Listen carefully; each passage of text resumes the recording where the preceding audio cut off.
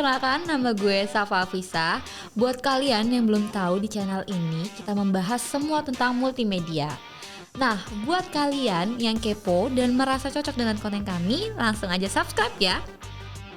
Di video kali ini gue mau sharing nih ke kalian penggunaan mode pada kamera. Nah, buat kalian yang belum tahu fungsi dari menu mode yang ada di dial kamera, kalian ada di video yang tepat banget. Langsung aja kita masuk ke pembahasan intinya. Di dalam kamera sendiri ada beberapa mode nih, yaitu ada mode auto, mode A, S, P, dan juga ada mode manual. Nah, di video ini gue akan membahas menu-menu tersebut. Jadi, mempermudah kalian untuk memotret pada kondisi-kondisi tertentu bila kalian sudah memahaminya dengan baik.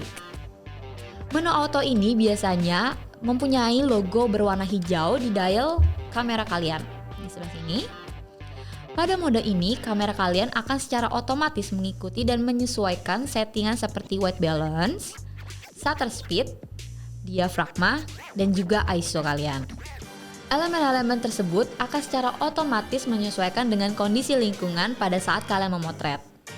Dan build flash juga otomatis aktif ketika kalian memotret dalam kondisi minim cahaya. Namun, pada kondisi cukup cahaya, flash kalian tidak akan aktif. Oke, untuk hasil sendiri seperti kamera point and shot pada umumnya. Jadi, kalian nggak perlu lagi ribet-ribet mengatur kamera kalian. Dengan mode auto, semua sudah otomatis tersetting dan juga nggak ribet. Terlihat mudah kan? Tapi, sayangnya hasil foto mode auto tidak akan sebagus mode manual. Hal ini disebabkan karena kamera hanya mampu berpikir dengan perhitungan matematis tanpa ada jiwa seni di dalamnya. Kamera sendiri hanya mampu menciptakan foto dengan exposure yang benar, bukan exposure yang kreatif. Ini contohnya.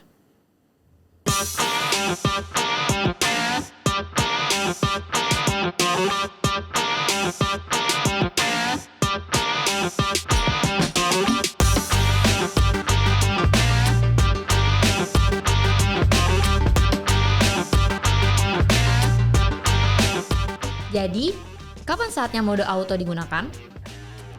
Gunakan mode auto saat harus mendapatkan suatu momen penting yang berjalan singkat sehingga kalau harus melakukan pengaturan manual, kalian beresiko kehilangan momen. Dan umumnya ini dilakukan oleh para jurnalis. Selain itu, kamu benar-benar pemula dan tidak paham tentang kamera tapi kamu ingin mengabadikan suatu momen, ya daripada fotonya berantakan, sebaiknya langsung saja atur ke mode auto. Yang kedua, ada menu dial P atau program.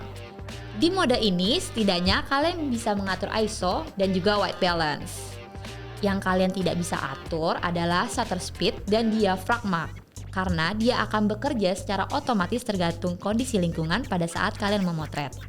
Mode program bisa digunakan saat pemotretan biasa-biasa saja, yang bisa kamu temukan sehari-hari dan tidak mau pusing memikirkan pengaturan kamera. Nah, biasa-biasa saja di sini maksudnya adalah objek dan kondisi pencahayaan relatif wajar dan juga cukup. Misalnya foto seperti ini.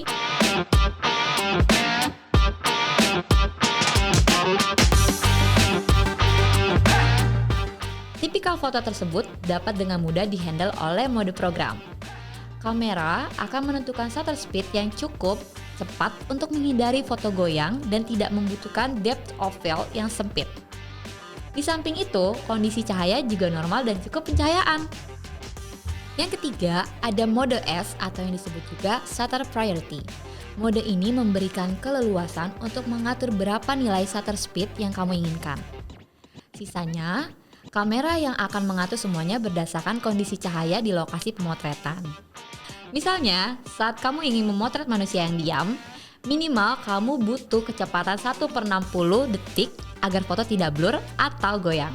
Sisanya, kamera akan mengatur secara otomatis. Sedangkan, untuk memotret objek dengan pergerakan sedang kecepat, tentunya kamu membutuhkan kecepatan yang lebih tinggi lagi. Misalnya, 1/250 detik agar objek bisa beku atau freeze. Atau malah kamu ingin menciptakan foto blur dengan shutter speed rendah, maka kamu bisa memilih mode S atau TV dan menggunakan shutter speed 1/10 detik. Intinya, pada mode ini nilai shutter speed akan konstan sesuai keinginan kamu. Sementara, nilai aperture dan ISO akan bervariasi tergantung kondisi cahaya yang ada di lokasi pemotretan. Yang keempat yaitu ada mode A atau aperture priority. Gak seperti mode shutter priority, mode ini memberikan keleluasan untuk mengatur berapa nilai aperture atau bukaan lensa yang kamu inginkan. Sisanya, kamera yang akan mengatur berdasarkan kondisi cahaya di lokasi pemotretan. Dengan mode ini, kamu bisa memiliki kontrol penuh terhadap depth of field atau ruang tajam pada foto karena kamu bisa menurunkan atau menaikkan bukaan lensa tanpa memikirkan pengaturan lainnya. Misal, kamu ingin memotret objek dengan background yang ngeblur atau bokeh, maka kamu harus mengatur aperture ke angka yang paling kecil dan bukaan besar untuk mendapatkan bokeh yang maksimal. Sementara, pada pemotretan foto landscape, kamu butuh ruang tajam yang luas agar seluruh foto terlihat tajam tanpa ada bokeh.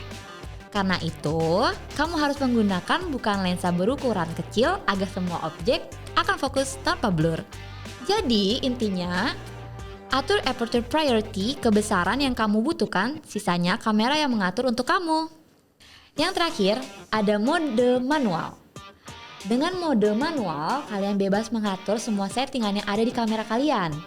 Dengan mode ini, kalian bisa explore lebih jauh untuk menghasilkan gambar atau video dengan maksimal.